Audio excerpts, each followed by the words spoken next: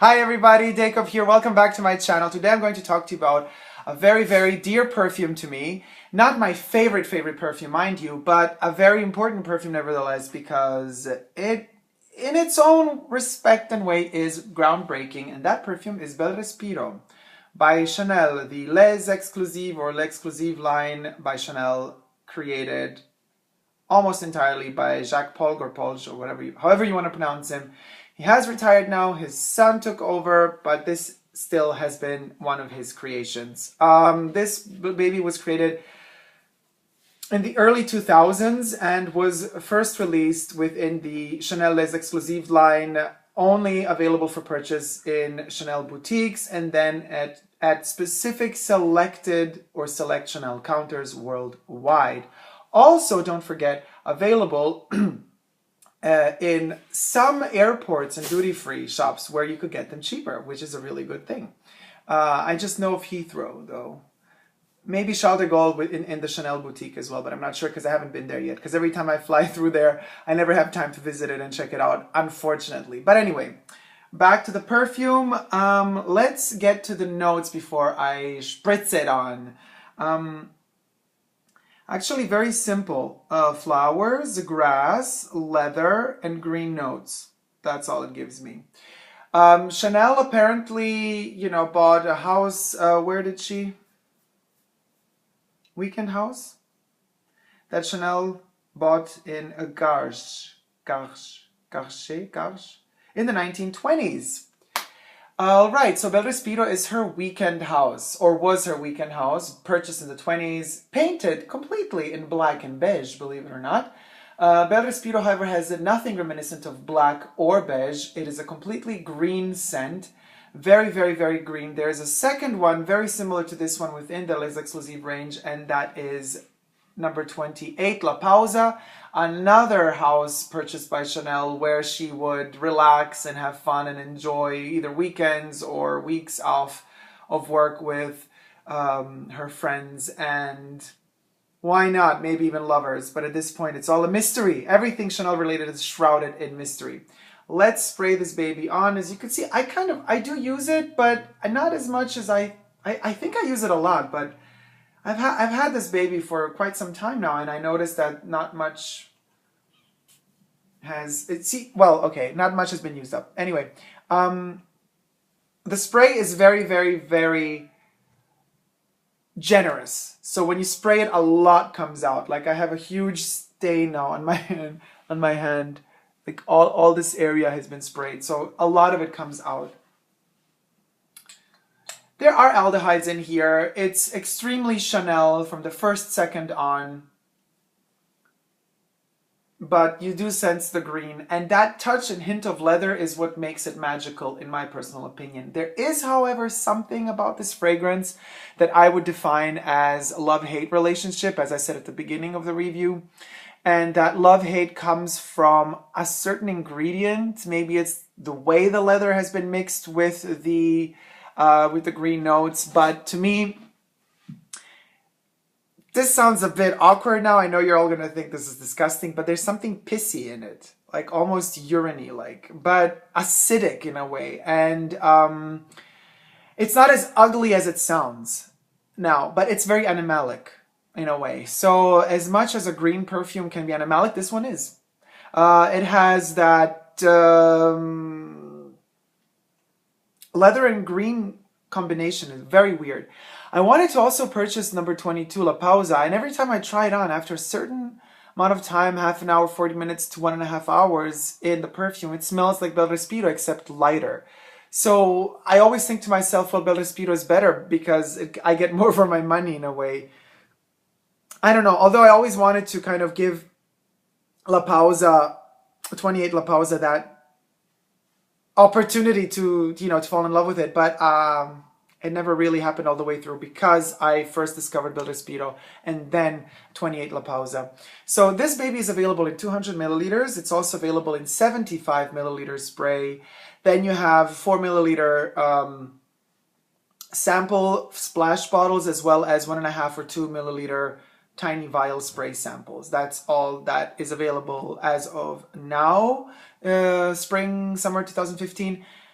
I don't know if they're going to ever make a pure perfume of Bel Respiro. Could be interesting. Maybe they're not capable of kind of mixing it up right to make a pure perfume, because it already is very intense for an eau de toilette.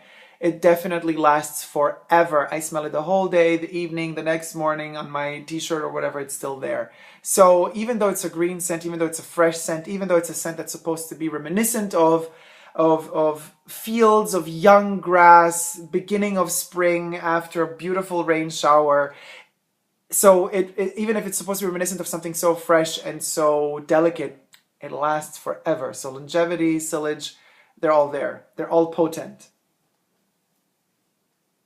And it's unequivocally Chanel. I mean, there's like nothing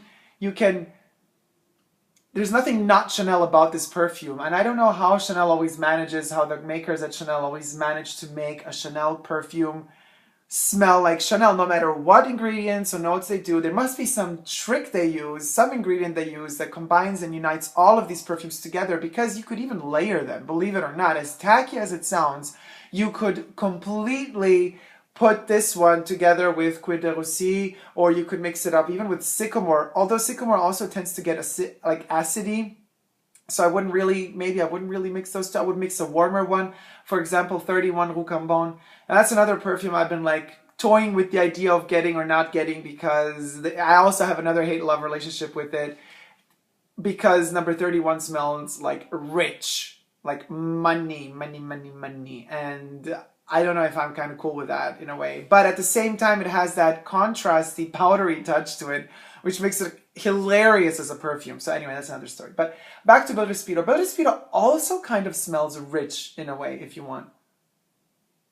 It definitely does, because this type of clean notes, well, believe it or not, even though I have never lived in that era, but you know my Marcel Proust's The Research of Lost Time, or however you want to translate the title in English, I believe in like DNA memory patterns, and a smell can evoke something from a past life, or I don't know, just a mood, because I think everything we experience, everything we live, every idea we have, it just like goes out of us into space, into the cosmos, and we're all kind of united and connected on an energy level. And so the second I have an idea, it's already not mine anymore. It's out there and somebody can grasp it and take it. And ideas are exchanged that way throughout history and time. But having said that, I also mean that experiences and memories are just the same as ideas. So why can't I be capable of grasping and collecting the idea or a notion or a memory of somebody else from the cosmos and take it in? And I'm sure that I have, because in this case, I have to say, as far as Bel Respiro is concerned, I have had this vision of how some rich people on the Titanic used to smell the perfumes they would use. I don't know why. It just kind of brings me to the Titanic before, of course, the accident, and that leaves us just what, a day and a couple of hours time before the horrible incident. But it does smell to me that way. It's gorgeous, actually. Today I'm loving it. There are days I hate it. You know when I don't like it?